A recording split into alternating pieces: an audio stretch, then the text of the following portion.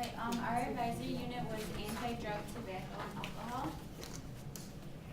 And then, our rationale, basically just that we included our advisory unit of drug, alcohol, and tobacco abuse because it makes students aware of the abuse awareness. Throughout this unit, students will be able to become aware of negative effects of drugs, tobacco, and alcohol.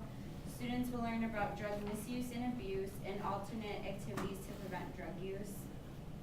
They'll learn things such as alcohol abuse and the dangers of drinking and driving.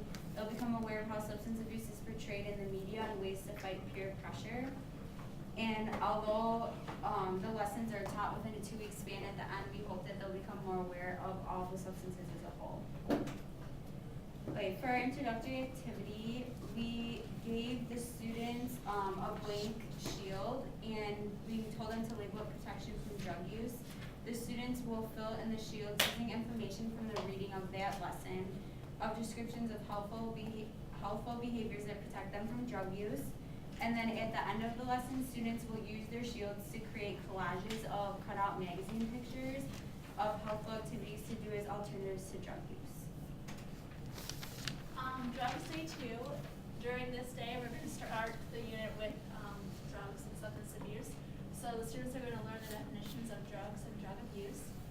Students are going to complete an activity, like a worksheet activity that describes why people do drugs for the various reasons. And the students are also going to learn about like the different types of drug abusers, like the experimenter, the regular user, the preoccupied user, and finally the addict. And the students will have a class discussion regarding why they think that people do drugs and like if just information regarding it. Day 2, they're going to learn about the different categories of drugs. I only covered 4, but there's obviously like more like minor ones. We're covering stimulants, depressants, hallucinogens, and narcotics. Students are going to learn examples of each drug as well as like the street names of some of the drugs so that they're more aware. And they're going to play a memory matching game to match the drug names with the street names to the type of drug. And day 4, students are going to learn the difference between over-the-counter drugs and prescription drugs, and the differences between those and like abusing drugs, and how over-the-counter drugs and prescription drugs can be abused and used in the wrong way. The teacher is going to bring examples of different like over-the-counter drugs and different like empty prescription bottles to show the students like how each one is labeled and used, and also will be explain the difference between generic brands and name brands with cereal boxes like Kellogg's versus like Target's name brand. And the students will be playing a variation of the Game Pictionary to show that they learned the vocabulary from the lesson. After that, we're going to be entering the smoking unit. And the first day is the students are going to be learning about what is actually in a cigarette. I have a personal connection to this. My grandfather ended up having to have triple bypass surgery when I was 14 because he smoked too much. So because of that, I just can't stand the thought of smoking. And this is a really good way to scare kids away from it.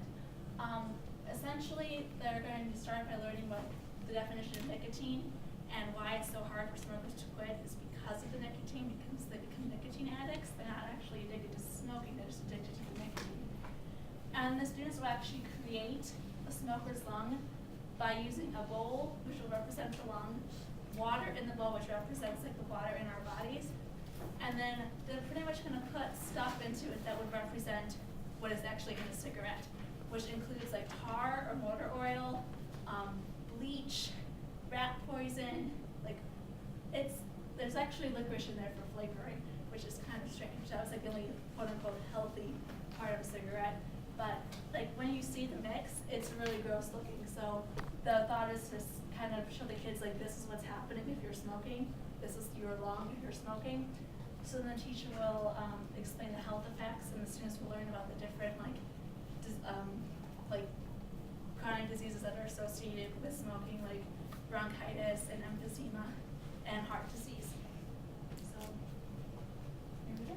Okay. On day 6, we're going the way of the teacher put alcohol on the board, and the students will just shout out like ideas that they are associated with alcohol, negative and positive.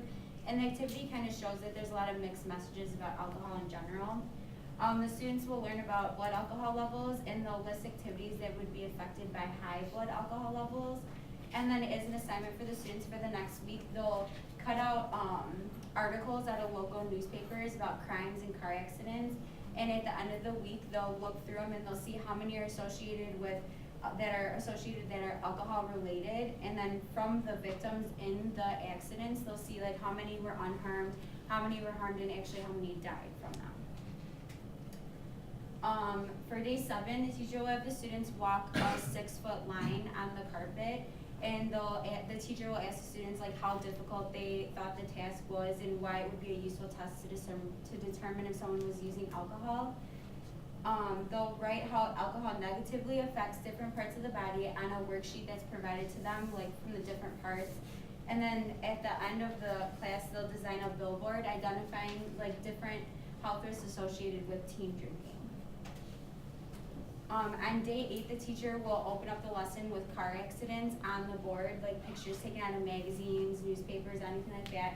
And they'll list like the fact that thousands of other parents deal with teenagers who emerge from drunken driving accidents alive but greatly changed, beautiful young daughters burned, athletic sons paralyzed, promising college-bound teens now struggling for words.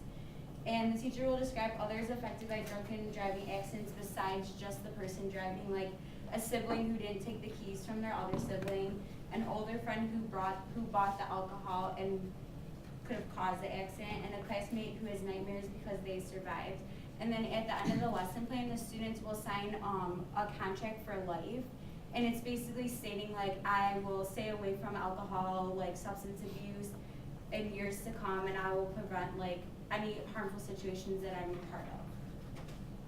And then on day 9, the teacher will have magazine ads on the board portraying substance abuse as positive. The ads will include alcohol, cigarettes, and prescription drugs. And as a class discussion, the students will describe what kind of tactics they think that the media uses to target youth, like as young, beautiful people who can't have fun without substances. And then the students will construct their own ads, but instead of portraying them as positive, they'll portray them as negative, and then they'll share them with the rest of the class.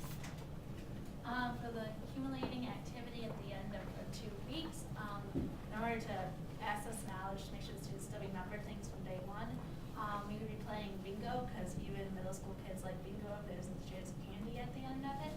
So the students would have word lists that would have 30-ish words of like broken down by category of smoking, drugs, and alcohol. And the students could pick any 24 of the words that they wanted. And then the teacher would choose randomly and read definitions of the word, and the students would mark them. And then after you get like the regular bingo or however it's been decided in your class, the students will win bingo and win a piece of candy and then play again. It's an easy way to show the teachers that students learned or can demonstrate what they learned throughout the unit. Because if you can still tell us what emphysema is after a week, that's pretty good. So.